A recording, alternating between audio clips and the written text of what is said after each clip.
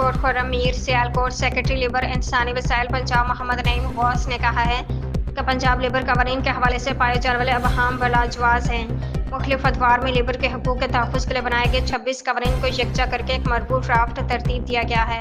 जिसमें नई दफ़ात शामिल करने का मकसद बाइकिया, फूड पांडा और ज़रूरी शबे में काम करने वाले मुलाज़मीन के हकूक़ के तहफ़्फ़ुज़ को भी यकीनी बनाना है। उनका कहना था कि ये कानून साज़ी मुसलसल बाहमी मुशावरत और ओपन डेबेट के बाद 8वें ड्राफ्ट तक पहुंची और अब भी इसमें तरमीम के लिए तमाम स्टेक होल्डर्स की तजावीज़ को खुशामदीद कहा जा रहा है। ये बात उन्होंने ऐवान सनअत और तजारत सियालकोट के दौरे के दौरान सनअतकारों से खिताब करते कही। इस मौके पर सदर ऐवान सनअत और तजारत इकराम ने मुतालबा किया कि सनअती मजदूरों को हासिल सहूलतें एक ही छत तले फराहम की जाएँ और social security Punjab employees social security labour department को यकजा किया जाए ताकि सनअतकारों और मजदूरों दोनों के लिए आसानी पैदा हो।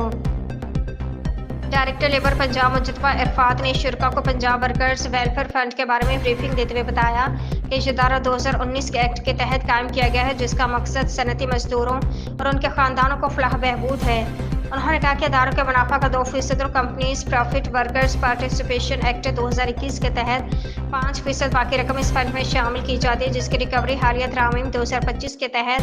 Punjab employees social security institution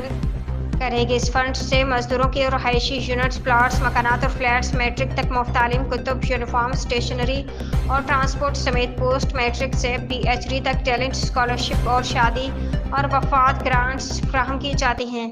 secretary labour ने मजीद कहा कि सियालकोट चैम्बर के दौरे का मकसद सनअतकारों के एतमाद में लेना और उन्हें मजदूरों के लिए दस्तियाब सहूलतों के बारे में आगाह करना है। उन्होंने बताया कि वज़ीर आला पंजाब मरीम नवाज़ की हिदायत पर 42 अरब रुपये सालाना की लागत से मरीम नवाज़ राशन कार्ड स्कीम का इजरा किया गया है, जो आम शहरियों को बराह रास्त रिलीफ फराहम करेगी।